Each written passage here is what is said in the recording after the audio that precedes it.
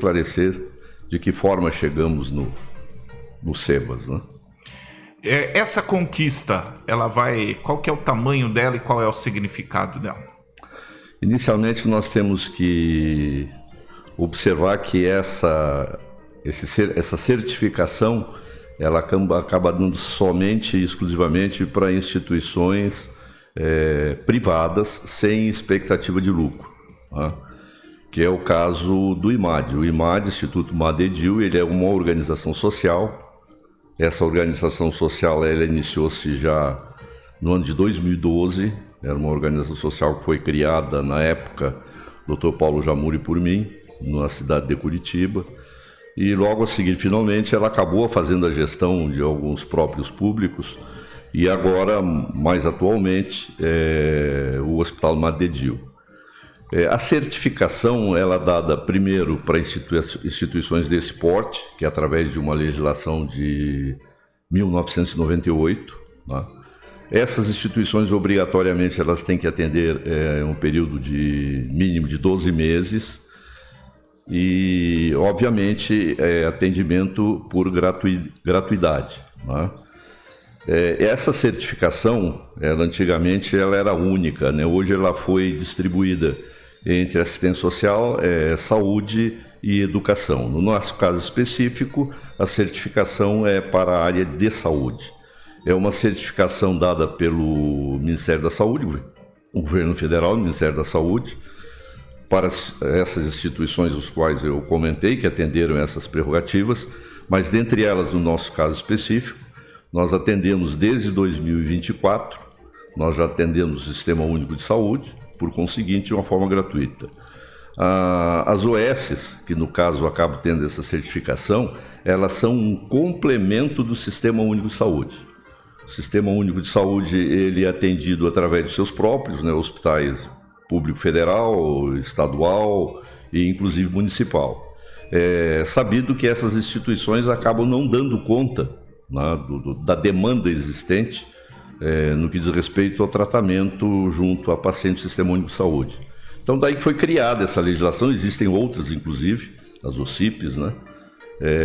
E essa legislação foi criada com o foco de melhor atender, né, o SUS, no caso da saúde, e educação também para atender os diferentes projetos na área de educação. O MADRE ele vem desde sempre na expectativa e no intuito de ter a sua certificação, porque isso agora nos promove finalmente a também poder fazer gestão de hospitais públicos. O IMAD já faz, né? Ele já tem uma unidade hospitalar no Mato Grosso do Sul, no município de Nova Alvorada. Ali o Hospital Municipal Francisco Ortega é de responsabilidade da gestão do IMAD. Depois, além disso, temos aqui o Hospital Madedil, através de uma cessão de espaço. Os proprietários cederam aquela unidade para o IMAD e, em função disso, o IMAD faz a gestão do mesmo.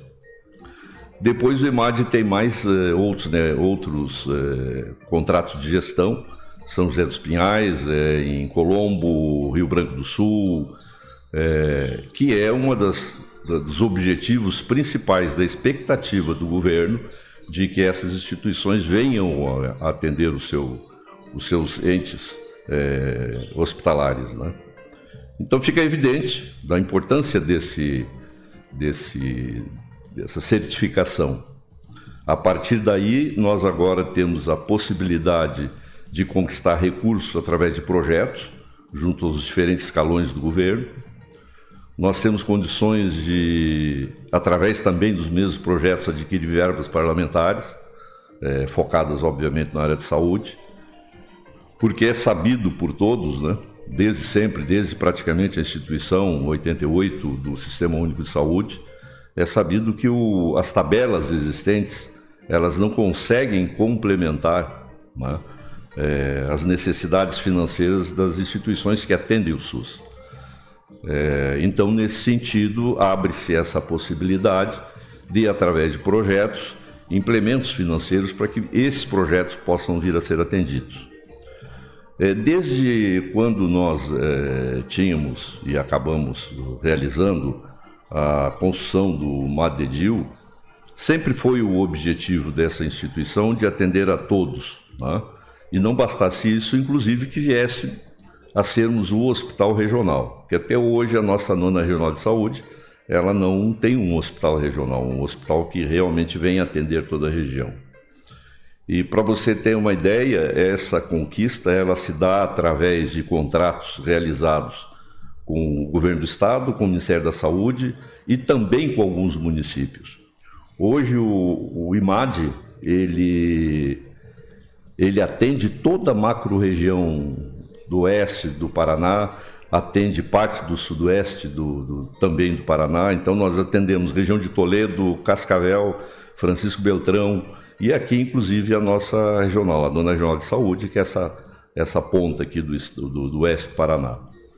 E não bastasse isso, o IMAD ele conquistou algumas prerrogativas, né, que também levou à certificação do SEBAS, de vir a ser referência em algumas atividades na área hospitalar. Hoje o MADRE ele é certificado para atender alta complexidade na ortopedia, alta complexidade em neurocirurgia, e não bastasse isso, também atendimentos de alta complexidade na esfera de diagnóstico por imagem, né? Então daí a importância de tudo isso que está acontecendo nesse último ano, esses 2 últimos anos aí para a instituição. Doutor, teria como dar um exemplo mais prático no sentido que o senhor comentou dos projetos, né? Quem tiver projetos vocês poderão atender em cima disso. Que tipo de projeto seria? Como que isso funcionaria na prática? O exemplo bem específico, né? É expectativa nossa, ainda agora, a fim do mês de agosto, né, estarmos disponibilizando para a comunidade o serviço de hemodiálise, né? Isso já é um contrato com o Estado que ocorreu já desde o fim do ano passado, né? E para que nós possamos finalmente a fazer o respectivo atendimento, obrigatoriamente tivemos que fazer um projeto que identifique a instituição com capacidade para atender esse tipo de patologia, né? Então esse é um exemplo típico. Para esse projeto, inclusive, obviamente, nós estamos pleiteando recursos para que realmente a gente consiga atender o projeto da forma com que ele foi escrito. Esse é um deles, né? Poderia citar outros, né? Nós estamos, hoje o MADEDIL ele tem 18 mil metros quadrados de área construída. Ali nós temos ao redor de 300 leitos, temos 5 salas cirúrgicas, temos toda a parte de diagnóstico ambulatorial, diagnóstico de imagem, etc. E agora nós estamos já com quase 25% de construção, que é a oncologia. Ou seja, este é um outro projeto que a gente também consegue estar demandando junto às diferentes esferas do governo, para que possamos vir agora a ter recursos para mobiliarmos o serviço, para equiparmos, né? Expectativa nossa dentro desse projeto aí, temos o serviço de radioterapia, quimioterapia, enfim, todas as atividades pertinentes ao serviço de oncologia. Esse é mais um projeto que nós estamos fazendo para que finalmente possamos consagrar recursos, né, para poder atender a comunidade. Isso é uma demanda já existente, que tem regional. Hoje a gente ou teria que ir para Cascavel ou para Foz, nesse sentido? Hoje a referência é Foz do Iguaçu, né? E também Cascavel, né? E é sabido, né, já há um certo tempo que essas instituições já não dão conta da demanda existente, né? Nós temos uma situação na nossa região, né, especialmente na nossa região, que o Sistema Único de Saúde ele é bem atendido, né? O que significa dizer que muitas das vezes nós acabamos atendendo pacientes que não são da região. São pacientes que não são assistidos da forma com que o SUS preconiza nos seus diferentes locais e acabam migrando para cá, né, para ter esse atendimento que, de certa forma, eu diria que inclusive é exemplar. Não bastasse isso, o próprio fenômeno da nossa tríplice fronteira, tá? Aqueles principalmente colonizadores da nossa região, né, acabaram tendo suas terras formadoras do Lago de Itaipu, e a grande maioria deles acabou migrando para o Paraguai. E isso faz com que, inclusive, de lá para cá, as suas famílias, etc., eles continuem utilizando o nosso sistema aqui da região. E isso impacta, né? E esse impacto, naturalmente, cria a possibilidade de estar se criando novas instituições hospitalares, principalmente. A gente sabe que existe uma defasagem de leito, isso é no país inteiro, e não é diferente aqui na nossa região. Então, daí, inclusive, o surgimento do Hospital Madre de Dio. E a gente vê isso nos municípios, né? E se a gente pegar 15, 20 anos atrás, os municípios da nossa região talvez tinha metade da população que tem hoje. Também. Né? A gente está numa demanda muito grande. E eu brinco que, para você entender isso, é só olhar a área periférica da cidade, né? A gente vê casa sendo construída em cima de casa, né? Uma coisa impressionante. Não é diferente aqui em São Miguel, Medianeira, são demandas muito grandes. E a gente viu Itaipulândia crescer proporcionalmente, crescer 10%. Isso, se você bota isso numa grande cidade, isso corresponde a um número muito grande, né? Então você tem que colocar na proporcionalidade e tudo isso gera uma demanda. E a saúde é uma demanda infinita, né? Sim. Eu costumo dizer que cuidar, zelar da saúde é como um cobertor curto. Você cobre os pés, descobre a cabeça, cobre a cabeça, descobre os pés. Ou seja, conforme você vai ampliando o serviço, cada vez mais demanda o mesmo, né? E esse fenômeno, né, atrai pessoas de lugares diferentes que, mais uma vez, acabam também impactando no serviço. Eu tive uma experiência em 2000 e 2004, eu fui diretor de saúde aqui do município de São Miguel, né? E tudo que nós implementávamos a nível de saúde pública, cada vez mais aumentava a demanda, né? Ou seja, nós tínhamos um programa para atender a população de São Miguel, 29, 30 mil habitantes, e de repente nós nos surpreendimos porque os nossos índices de vacinoterapia, eles acabavam atendendo uma demanda maior do que a própria população. Então ficava bem claro que conforme você ia melhorando, cada vez mais tínhamos mais habitantes para ser atendido. E isso significa que, na maioria das vezes, as pessoas sempre dizem, né, a nível público, municipal, de que a saúde não está boa, né? Quando na realidade ela aqui, repito, na nossa região, ela é fantástica. E por mais que tenha um atendimento, o melhor atendimento possível, nunca vai atender, porque a gente olha sempre para a nossa bolha, né? Se eu chegar lá com uma emergência, eu quero ser atendido imediatamente, nem sempre é uma situação de risco e que necessite tanta urgência, mas a gente está olhando para a gente, então isso sempre está numa situação de estresse, né? Mas eu quero aproveitar aqui, doutor, eu não te perguntei ainda, porque sobre o certificado, né? A entidade, ela recebeu esse certificado pela importância, pelo significado. Já foi feita alguma cerimônia? Vai ser feita? Vai ser contemplado isso com a população? Perfeito. A pergunta é bastante interessante. Eu havia comentado que para se vir a ter a certificação a nível federal, a gente tem que atender a algumas demandas da própria lei, né? Entre elas, eu comentei 12 meses de vida da instituição, gratuidade do atendimento dos serviços, no mínimo 60% das suas instalações tem que estar atendendo o SUS, e agora essa atividade de ordem social. Visto que a instituição, a partir do certificado, ela passa a ser um complemento do Sistema Único de Saúde, além dessas prerrogativas citadas, ela tem que mostrar para a comunidade quem é ela e o que naturalmente se propôs a fazer no sentido de que tem a certificação.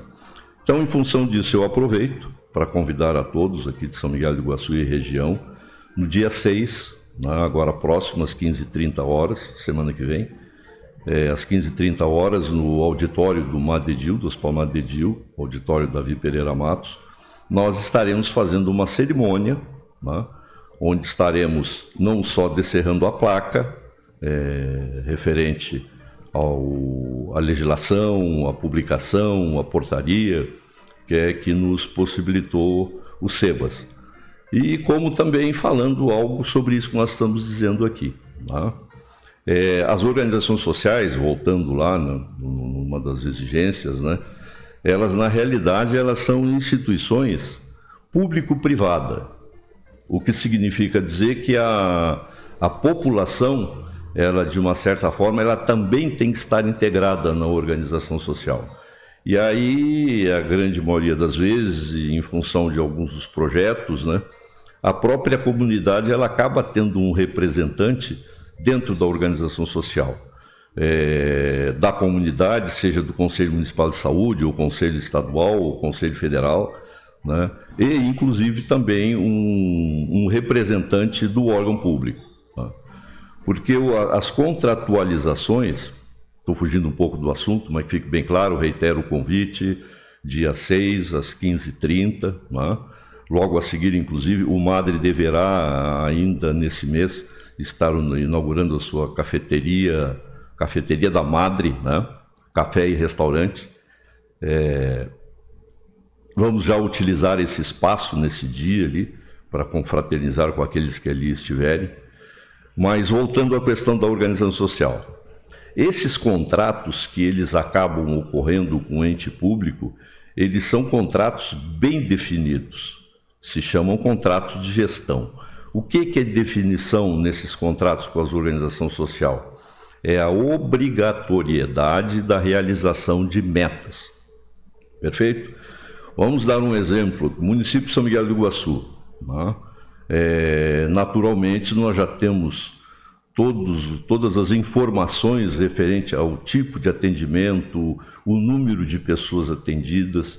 Isso significa dizer que o município pode vir, inclusive, a fazer uma contratualização nesse sentido, onde ele vai colocar como metas, né?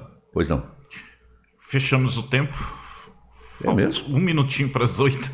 Ok. Doutor, mas assim parece que o tempo nem passou, né? Fica aberto o canal, já estamos há 15 minutos, né, conversando, e é muito bom o papo, a gente também gosta de aproveitar. Eu também estendi além do que eu prometi para o senhor, né, porque eu até tinha comentado um tempo, mas a gente sempre aproveita, o papo muito bom e importante para a comunidade também, diga-se de passagem.